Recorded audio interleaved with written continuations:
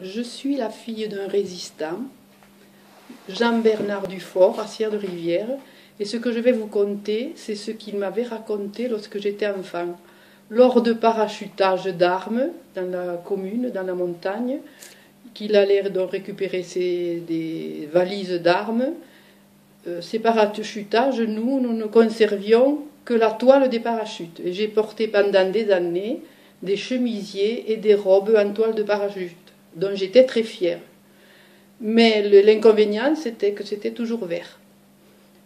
Je vais aussi vous raconter, lors d'une soirée, ma mère, on l'avait chargée d'amener des armes dans le cimetière de Sierre-de-Rivière, et les Allemands n'étaient pas loin.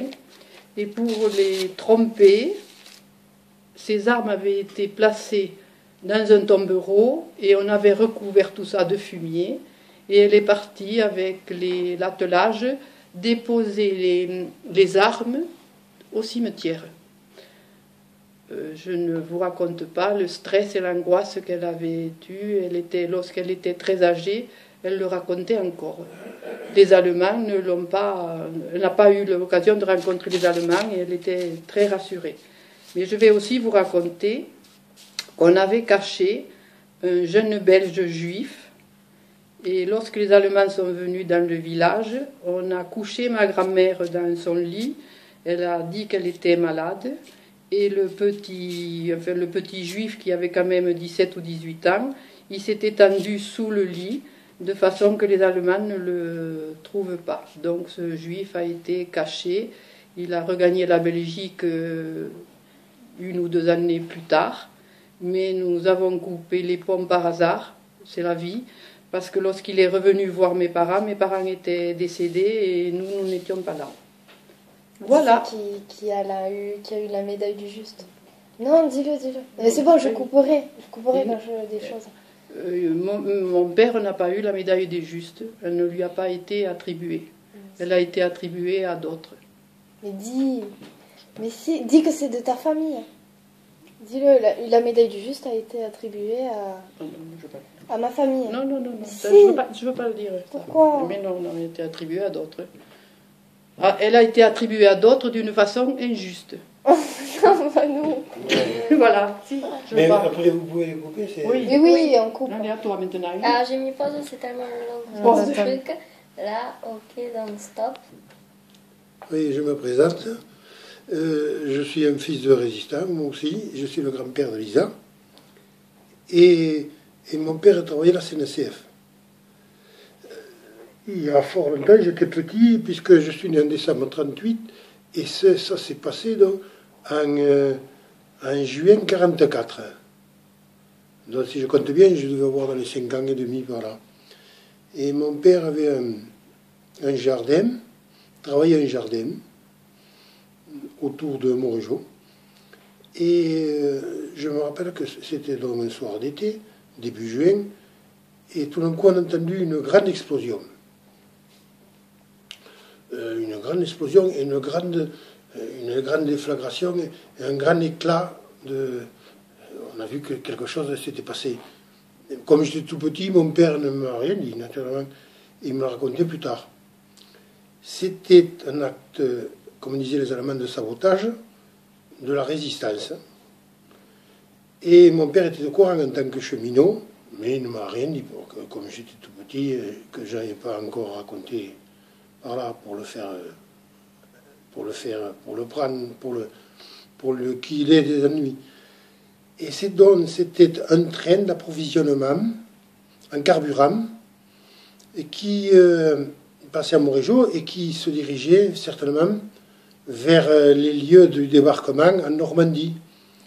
Or, les maquisards avaient fait sauter ce train et ils avaient coupé aussi en même temps la voie de chemin de fer à Cap-Vert.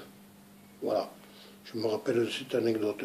Il y a d'autres anecdotes, par exemple, mon père avait caché le fusil, notamment il avait enterré le fusil, et son fusil de chasse. Et un jour, les Allemands, la milice surtout, sont venus dans notre appartement, et j'étais tout petit, et je savais qu'il y avait une boîte où mon père avait mis des cartouches. et des cartouches de chasse. Et alors, tout petit, il fouillait partout. Et moi, j'ai dit, ne touchez pas, ne touchez pas. C'était avant 44, ça. Hein. Ne touchez pas, là, il y a une boîte de cartouches dans mon petit baratin d'enfant. Et le monsieur disait, enfin, les policiers là, disaient, qu'est-ce qu'il dit, qu'est-ce qu'il dit? Alors ma mère m'a fait vite taire. Et effectivement, ils n'ont pas découvert la boîte parce qu'elle aurait eu des embêtements. Je me rappelle aussi que lorsque on avait vent, lorsqu'on apprenait qu'il allait y avoir des perquisitions où ils recherchaient des gens qui avaient été dénoncés comme résistants, tout ça, mon père avait d'autres amis, quittaient le logement et s'en allaient dans la campagne environnante, dormir dans des granges pour ne pas se faire rafler.